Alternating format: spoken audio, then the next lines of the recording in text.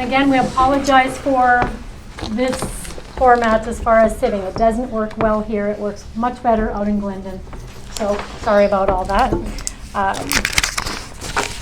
right. Do we have any changes to the agenda?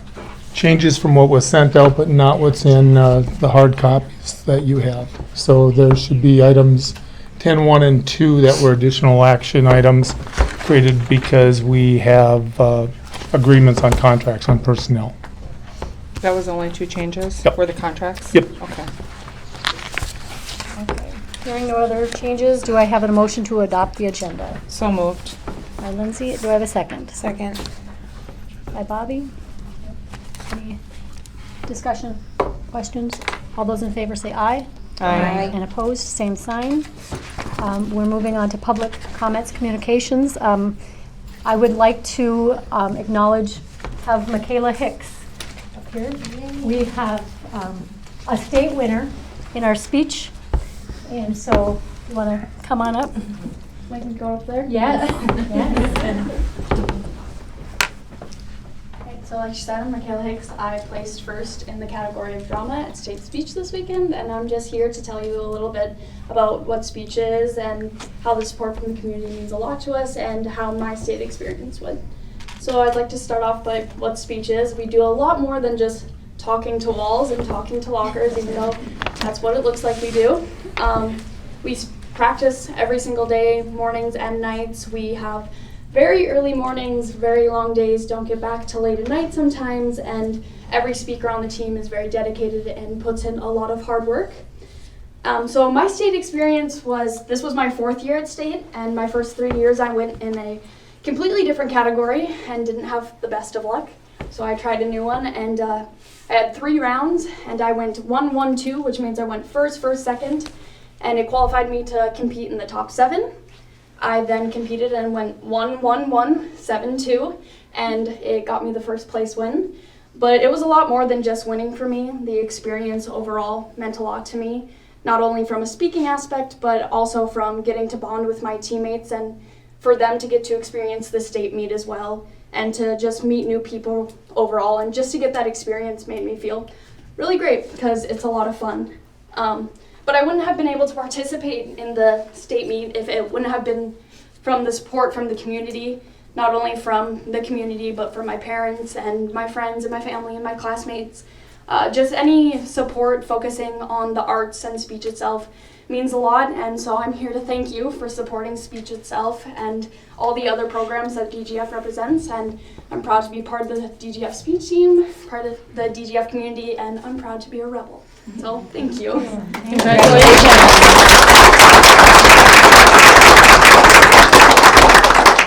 And with that said, we can see why she took first in school. I don't think there's very many high school kids that can get up there in front of all of these people and speak so eloquently. Thank you very much, and congratulations. Thank you.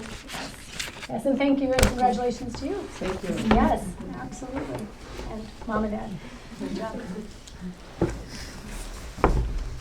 All right, we will move on to our activities director's report. All right. That's you. I'm actually gonna start again with just invite Kathy Martin to say a little bit if there's anything to add or if there was anything on the speech that. I really think I can listen but I would like to say this. We had 66 kids on the team this year. And it's a 7 through 12 program as it has always been, and they were tremendous. There was a 7th grader who was second alternate to state, a 7th grader. Wow. Yeah. And that supports the concept that in this activity you can be young and do really well. And so thank you for allowing 66 kids to follow me around. Thank you for remaining sane for all of that. How many meets do you do a year, Kathy? 14. And this year we divided the team because there were 37th and 8th graders, so they didn't go to all of the Saturday meets because there were more after school junior high 7th through 9th meets. So less painful and less buzzing issues that way. Okay, thank you. And I know in speaking with to Kimberly Wally, she was saying that the numbers just seem to be increasing.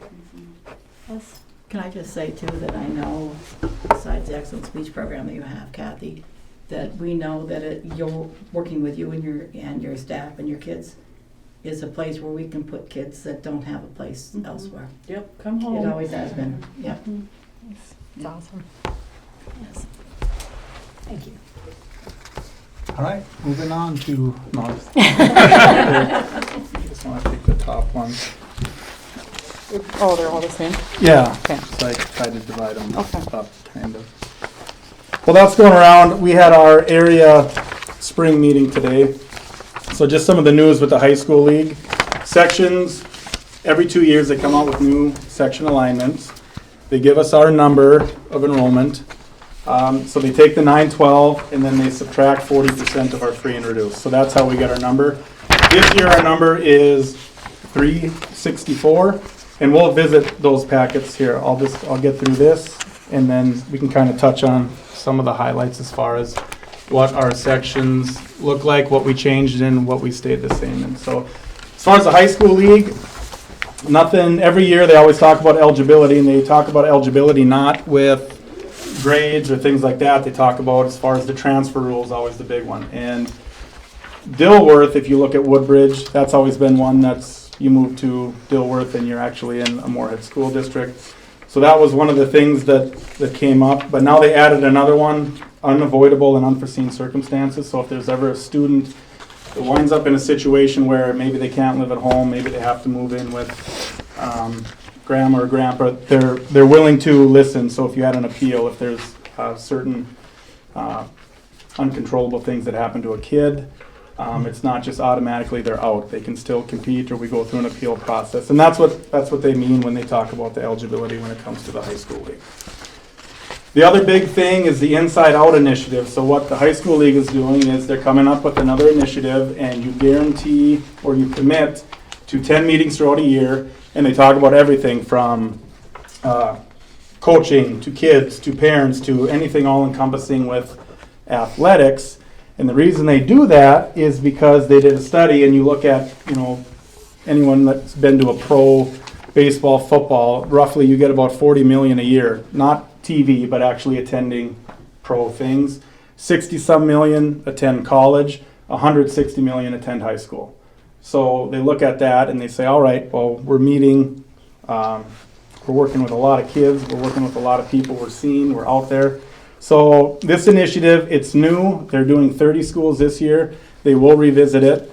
Once we see how that goes, if it's something that we wanted to jump on board, it'd be 10 meetings, and it would be for the AD, would actually go to the meetings once a month, and then they would take that info and they'd come back to the coaches, come back to the parents, come back to the students. So it's kind of, we're going to wait and see how that goes. But when they offer it next year, we'll see how it goes, and when that time comes, I would obviously present it and see what we wanted to do. Continuing ed for the coaches, concussion's always a big one. Concussion rates are actually down in practice, which means that everything that they put forward for concussions is working. It's actually higher in a game situation, which makes sense. It's a lot higher in females than it is males. And they kind of attribute that to, believe it or not, neck strength. So for every pound of neck strength you gain, you actually limit your chances of getting concussion by 5%. That's kind of interesting. So they've actually, it's been a couple years since the big push with the concussion, the return to play protocol, all that stuff. Now we're starting to get those results back, and it's working. For $144,000, I can get the football team these $1,800 helmets that are supposed to be concussion proof. But like I said, we'd rather put our money into training our coaches and kids on how to tackle properly. So we're doing okay. Shane does a nice job. Another big thing, pitch count for the baseball fans. They put in a pitch count this year. If you throw anywhere from 1 to 30 pitches, you don't have to sit out a day. Anywhere from 31 to 50, you sit 1. 51 to 75, you sit 2. And then 75 to 105, it's 3. And you have a max of 70 or a max of 105. You can't go over that. Region 6, this was the one that, for those that aren't, well, we'll start with Wrestling, we are now 2A. So our 364 puts us in 2A wrestling. They are going to host that in Holly this year, 2018. That will go on a rotating, I mean, we would probably have to go with Holly, Perham, Fergus Falls. So we would probably get thrown into a rotation of once every 4 years. It will no longer be every year that we host it, unless the 2A schools, come to our place and realize that we do a pretty nice job hosting it. The team is still going to be held in Thief River Falls. So that's the news on that. So basketball, the Region 6A, the big news is coaches are going to seed 1 through 16. And this is kind of a big deal because before it was divided up in the north and the south. So you had 8 teams in the north, 8 teams in the south. Well, the coaches felt, well, if we go 1 through 16, south has typically been stronger. Now I know Roseau's